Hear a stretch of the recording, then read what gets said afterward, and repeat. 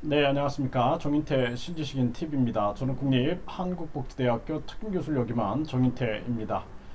네, 베트남 한국 교민 사망자 통보 없이 화장했다 해서 문제가 되고 있는데요. 한국 대응은 어떨까요?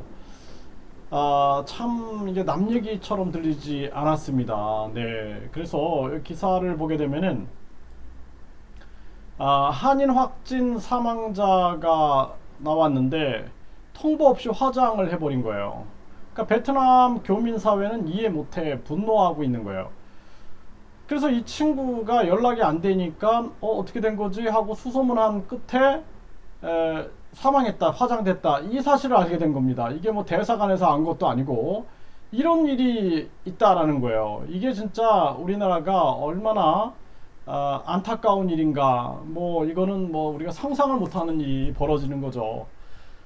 그러니까 우리나라가 좀 대응하는 태세들이 굉장히 부족해요. 그리고 자국민 보호가 굉장히 부족합니다. 미국 같은 경우에는 어떻게 했을까요? 네.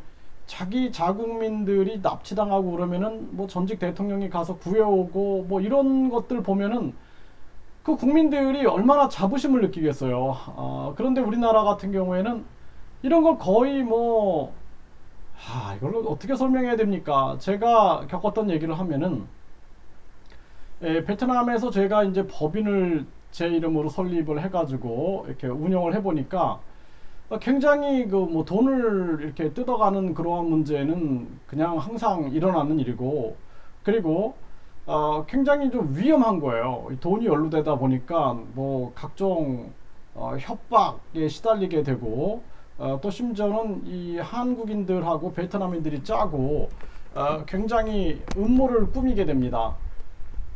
그래서 이제 결국에는 제 집에 이제 침투를 해가지고 CCTV 그 선을 끊고 이제 저를 살해하고 돈을 훔쳐가고 이런 일을 이제 전개하려고 일을 진행을 한 거예요. 쇠파이프를 가지고 들어와서. 그런 상황이 있음에도 불구하고 도움을 요청하는데 대사관이 도움을 안 주는 거예요. 그냥 안전한 곳으로 피하라. 그래서 제가 이게 진짜 이런 상황에서 그렇게 말을 할 수밖에 없느냐. 그랬더니 하는 얘기가 뭐냐면 한국으로 들어가라는 거예요. 살해 위협을 받으면 한국으로 들어가라. 이런 얘기밖에 안 해주는 거예요.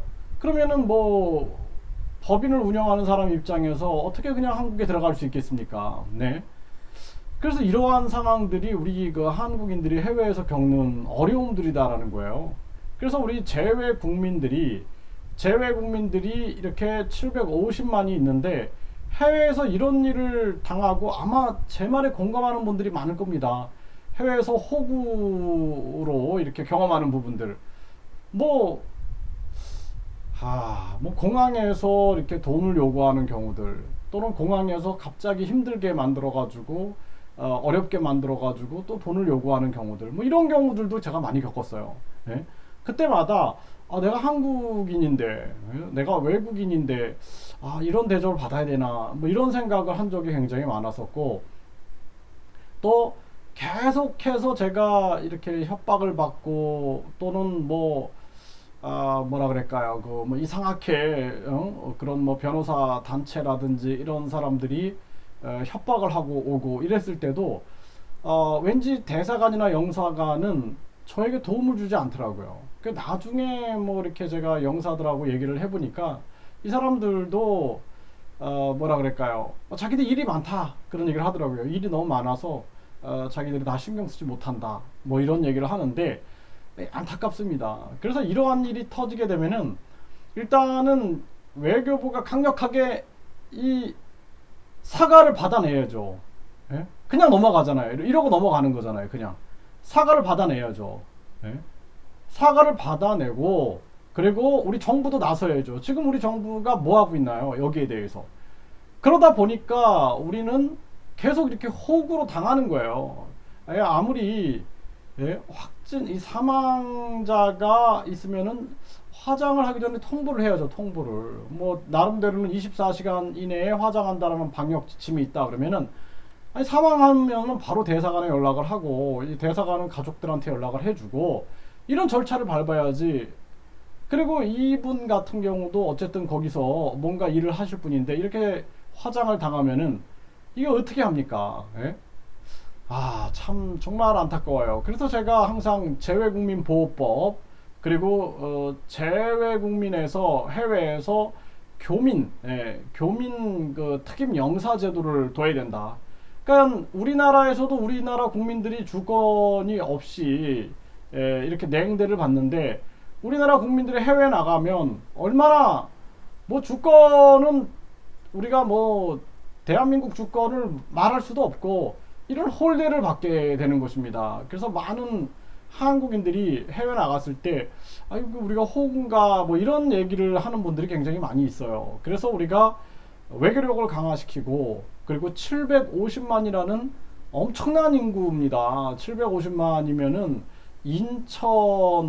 인천하고 뭐 대전, 뭐 부산 뭐 이런 데보다 훨씬 많은 인구죠. 네, 이런 인구가 지금 해외에서 활동을 하고 있는데 이런 어처구니 없는 일을 겪었을 때 우리 정부의 대응이 굉장히 중요하다라는 거예요. 대응이 이렇게 하지 않으면 결국에는 또 다음에도 이런 일을 당하는 겁니다. 그래서 뭐 저도 어제 이렇게 잠이 좀 안 오더라고요. 이걸 보니까 굉장히 안타깝게 느껴지고 그리고 또 현지에 있는 우리 그 한국 교민들은 얼마나 고통스럽겠습니까? 네, 이게 얼마나 불안하고 고통스럽겠어요. 뭐 당장 그냥 한국에 올 수 있으면 좋겠는데 그러지도 못하는 상황이다 그러면은 얼마나 하루하루가 불안하고 고통을 받겠습니까? 이런 것을 우리 정치권이 알아줘야 된다라는 거예요. 네, 그래서 재외국민보호법이라든지 재외국민부가 반드시 있어야 된다. 이 재외국민부에서 얘기를 하고 이 문제에 대해서 언급을 해야 되는데 뭐 우리나라 뭐 이렇다 할 반응이 없는 것 같아요. 그런 걸 보면은 너무 한국인으로서 안타까움을 느낀다 이렇게 생각이 듭니다.